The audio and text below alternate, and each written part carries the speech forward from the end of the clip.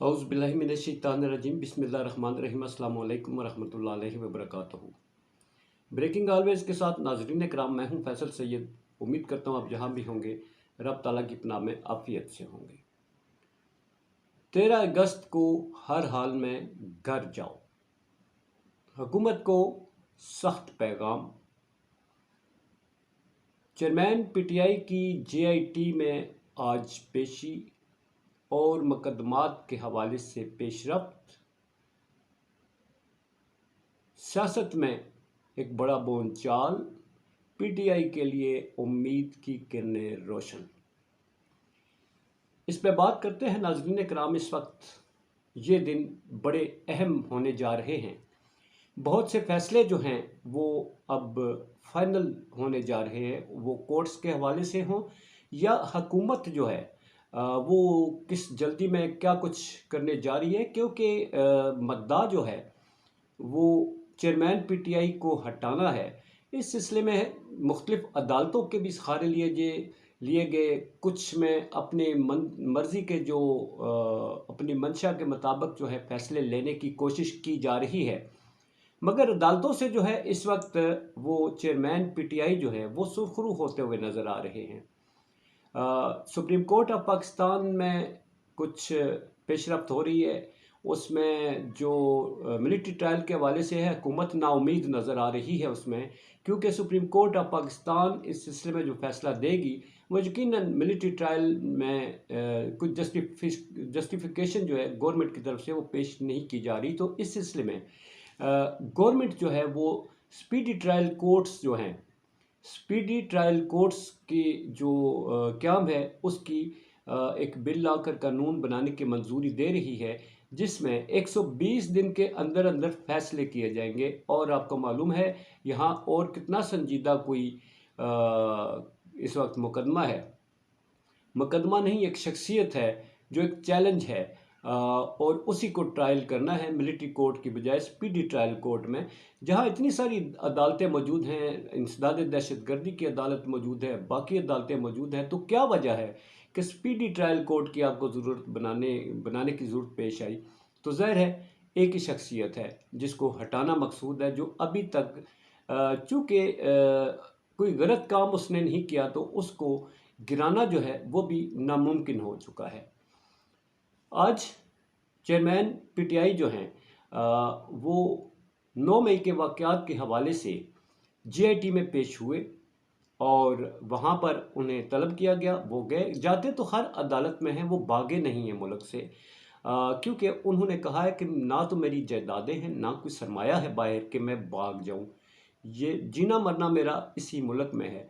JIT हो, इंसदाद दहशतगर्दी की अदालत हो या किसी भी कोर्ट के हवाले से जहाँ भी तलब किया जाए, इलेक्शन कमीशन तक जो है हर जगह वो अपने आप को पेश करते हुए नज़र आते हैं, क्योंकि कानून और आइन पर बालादस्ती जो है इसी का दर्श देते आए हैं और इसी तरह वो उस पर अमल भी कर रहे हैं।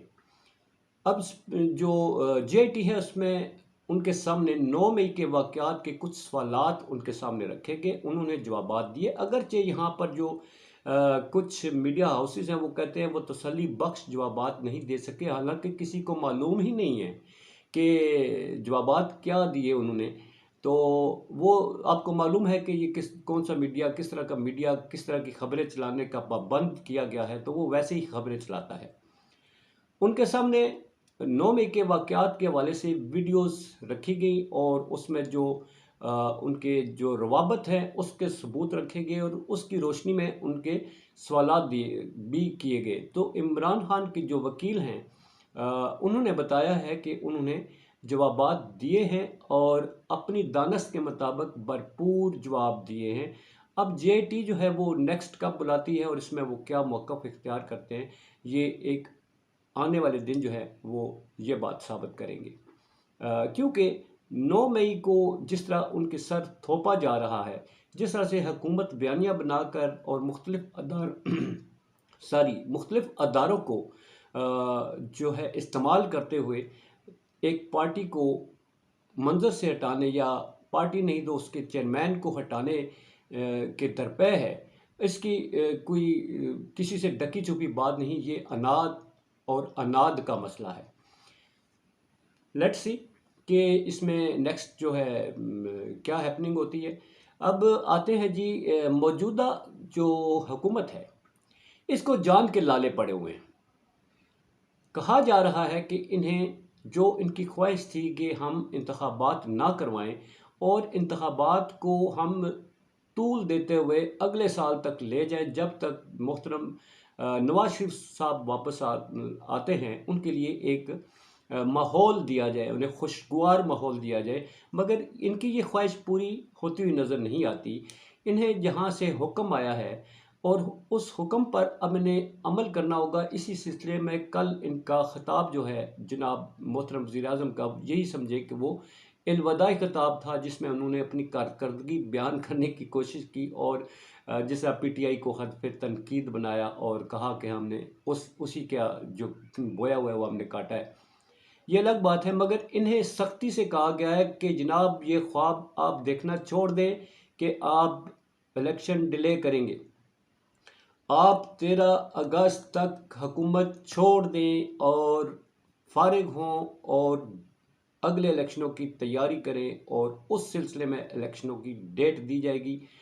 اور نگران سیٹ اپ، اب ناظرین نگران سیٹ اپ جو ہے نا یہ ان کے گلے کی ہڈی بنی ہوئی ہے، اس لیے کہ یہ جو نگران سیٹ اپ لانا چاہ رہے ہیں ان کو اندر سے معلوم ہو چکا ہے کہ نگران سیٹ اپ جو ہے وہ بقول حامد میر کے انہوں نے کہا ہے کہ یہ نگران جو سیٹ اپ آ رہا ہے اس میں یہ سیٹ اپ اس طرح سے آ رہا ہے کہ الیکشن تو نہیں ہوں گے۔ الیکشن کمیشن کو اسی حکومت نے اس کو بھرپور قسم کا اختیار دے دیا ہے کہ الیکشن کا اعلان اب وہ کریں گے۔ اب الیکشن کا اعلان جب کہہ دے گا الیکشن کمیشن نگران سیٹ اپ کے دوران کے حالات الیکشن کے لیے بہتر نہیں ہے تو الیکشن نہیں ہو سکتے۔ بقول حامد میر جو چیئرمین پی ٹی آئی مطالبہ کیا کرتے تھے کہ 90 دن کے انتخاب جو ہے 90 دن کے اندر آئینی مدت ہوتی ہے دونوں اسمبلیوں کے انتخاب کرائیں، وہ روتے پیٹتے رہے، اس حکومت نے نہیں سنی۔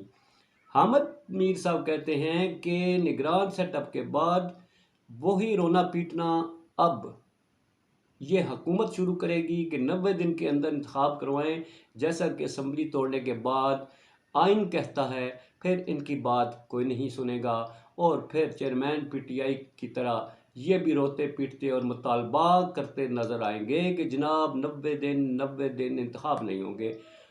حامد میر صاحب نے یہ بھی کہا ہے کہ اب ان کے برے دن شروع ہونے والے ہیں۔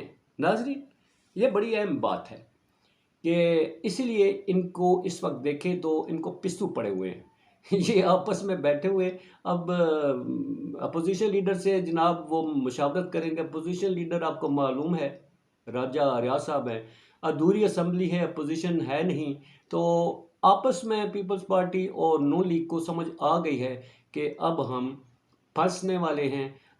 کہا یہ بھی جاتا ہے اس وقت جو تجزیہ کار ہے کہ نگران سیٹ اپ جو ہے ان کی مرضی کا نہیں ہوگا، اور جو ہوگا وہ وہی ہوگا جنہوں نے کرنا ہے، جنہوں نے حساب لینا ہے، اور اب وہی کریں گے سب کچھ۔ یہ تھے معاملات ناظرین ابھی تک کے، اور اس وقت توشہ خانہ کیس جو ہے وہ بھی لٹکتا ہوا نظر آ رہا ہے۔ آج اسلام آباد ہائی کورٹ میں الیکشن کمیشن کے وکیل جو ہیں ان کے جو سٹاف ہیں وہ پیش نہیں ہوئے، انہوں نے نیکسٹ ڈیٹ مانگ لی ہے، اور وہ اب منڈے کو تفتیش ہوگی۔ القادر ٹرسٹ کیس بھی زبردوز، اور توشہ خانہ کیس اب اس سے امیدیں ان کی ختم ہو گئی ہیں، تو اب حکومت کی جو ساری توجہ ہے وہ 9 مئی کے واقعات کو جوڑتے ہوئے سپیڈی ٹرائل کورٹس میں چیئرمین پی ٹی آئی کو پھنسانے کی کوشش کی جا رہی ہے۔ جیسا کہ پہلے وہ سرخرو ہوا وہ شخص، تو شاید آئندہ بھی حکومت جو ہے اس کو ناکامی کا منہ دیکھنا پڑے گا۔ اسی کے ساتھ ناظرین اجازت چاہوں گا، اپنا بہت سارا خیال رکھیے۔ پاکستان زندہ باد، پاک افواج پائندہ باد۔